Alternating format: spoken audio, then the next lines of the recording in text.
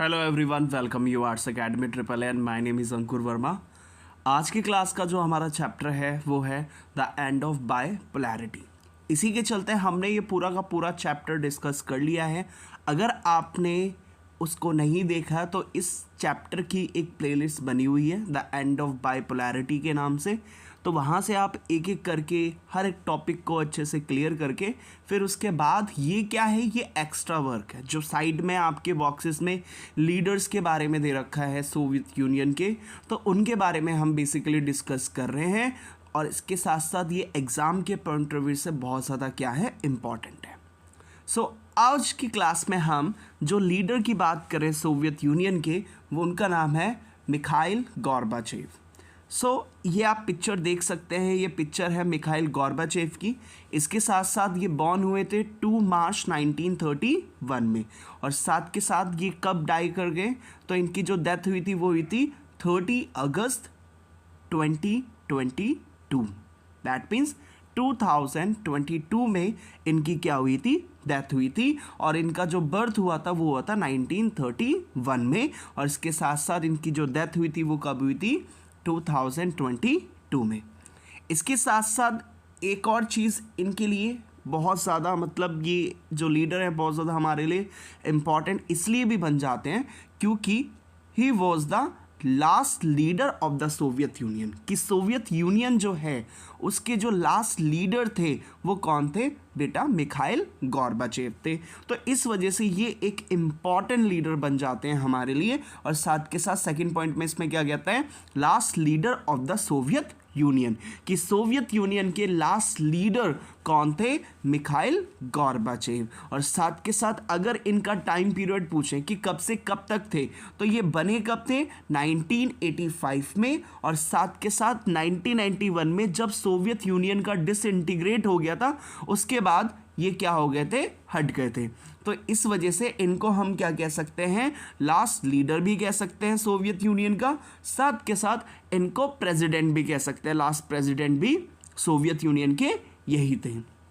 Next point देखते हैं क्या कहते हैं।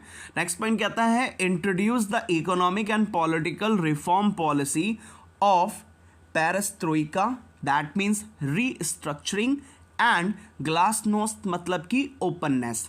अब इन्होंने एक और चीज़ की थी, क्या किया, इन्होंने रिफॉर्म्स किए थे। कि जब ये 1985 में यूएसएसआर के लीडर बने तो इन्होंने देखा कि यूएसएसआर बहुत ज़्यादा पीछे हो गया था।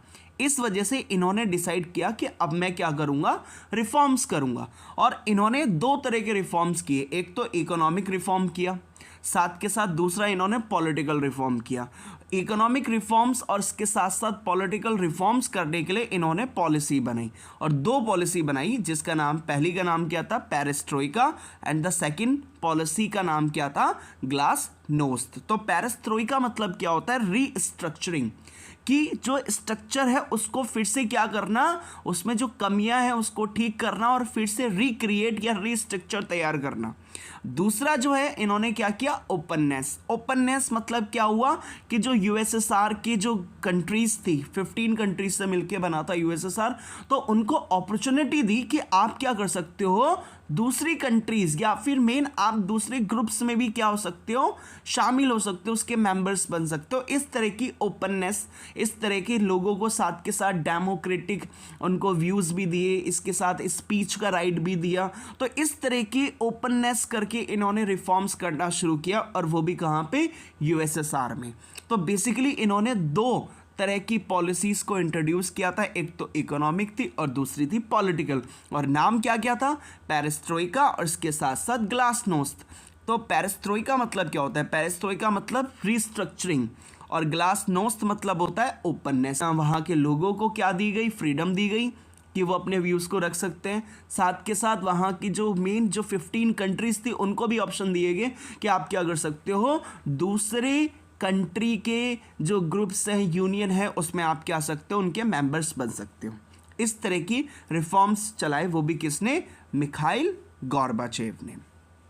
नेक्स्ट पॉइंट क्या कहता है, stop the arm race with the US. इन्होंने एक और चीज़ क्या की, जो आर्म रेस चल रही थी, आर्म्स रेस जो चल रही थी, जो किसके बीच में, मतलब आर्म्स रेस मतलब ये है हथियारों की होड़, कि कौन कितने ज़्यादा आर्म्स बना सकता है, हथियार या वेपन्स बना सकता है। तो उस तरह की जो ये आर्म्स रेस चल रही थी between the USSR and the US, तो उन्होंने इस चीज़ को क्या किया, ख़त्म किया इन्होंने। इसके साथ अगला क्या कहता है, withdrew the Soviet trophs from the Afghanistan and the eastern Europe. और इसके साथ साथ इन्होंने क्या किया कि जो अफगानिस्तान, अब जैसे फॉर द एग्जांपल ये इंडिया के यहाँ पे अफगानिस्तान, तो अफगानिस्तान में क्या थे, यूएसएसआर के ट्रॉप्स थे, सोल्जर्स थे, और साथ के साथ जो ईस्टर्न यूरोप था, तो यहाँ पर उनके जो ट्रॉप्स थे, तो इन सभी ट्रॉप्स को, मतलब कि ईस्टर्न यूरोप से अपने ट्रॉप्स को वापस बुला लिया, साथ के साथ जो अफगानिस्तान में इन्होंने अपने सोल्जर्स या फिर मेन अपने ऑफिसर्स भेज रखे थे, ट्रॉप्स भेज रखे थे, उनको क्या किया, वापस बुला लिया। तो ये भी एक इन्होंने क्या किया, स्टेप्स लिए। इसके साथ साथ आगे बढ़ते हैं। नेक्स्ट पॉइंट क्या कहता है, नेक्स्ट पॉइंट ये कहता है help in the unification of Germany. और जर्मनी का जो यूनिफिकेशन हुआ उसमें भी इन्होंने क्या किया, मदद किया। और इसके साथ साथ मेन जर्मनी को फिर से यूनाइटेड करने में, एक करने में भी किसका रोल हमें देखने को मिलता है, मिखाइल गॉर्बाचेव का। इसके साथ साथ एंडेड द कोल्ड वॉर, मतलब कि इन्होंने जो कोल्ड वॉर चल रही थी यूएस और यूएसएसआर के बीच में, उसको भी क्या किया, इन्होंने ख़त्म किया। इसके साथ साथ जो ये कोल्ड वॉर ख़त्म हुई वो कैसे हुई, जब यूएसएसआर क्या हो गया था, डिसइंटीग्रेट हो गया था, मतलब वो 15 कंट्रीज़ में टूट गया था। तो इनके ऊपर ही ब्लेम लगाया गया कि जो यूएसएसआर टूटा उसके पीछे टूटने का जो रीज़न था वो कोई और नहीं बल्कि कौन थे, मिखाइल गॉर्बाचेव थे, और साथ के साथ उनकी पॉलिसीज थी, जिसकी वजह से मिखाइल गॉर्बाचेव पे क्या लगा, ब्लेम लगा कि सोवियत यूनियन के डिसइंटीग्रेशन का जो मेन रीज़न है, कि जो सोवियत यूनियन ब्रेकडाउन हो गया उसका मेन जो रीज़न है वो कौन है, मिखाइल गॉर्बाचेव है। तो बेसिकली हमने इस पूरे के पूरे टॉपिक के अंदर हमने मिखाइल गॉर्बाचेव के बारे में डिस्कस किया, और इसके साथ साथ हमने ये भी पढ़ा कि वो बॉर्न हुए थे 2 मार्च 1931 में, और इनकी जो डेथ हुई थी वो हुई थी 30 अगस्त 2022 में, दैट मीन्स 2022 में हुए थे। And he was the last leader of the Soviet union, कि ये सोवियत यूनियन के लास्ट लीडर थे बिटवीन द 1985 टू 1991 में। And he introduced the political and economic reforms, that means कि इन्होंने political और economic reforms भी किए, and 2 policies चलाई, first is perestroika and the second is glasnost। In arms जो रेस चल रही थी बिटवीन यूएस एंड यूएसएसआर, उसको भी इन्होंने स्टॉप किया, रुकवा दिया।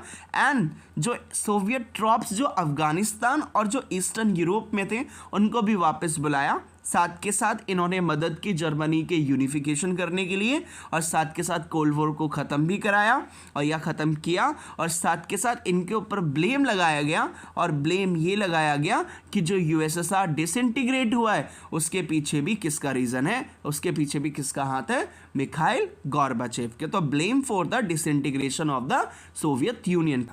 होपफुली आपको समझ में आया होगा। Thank you.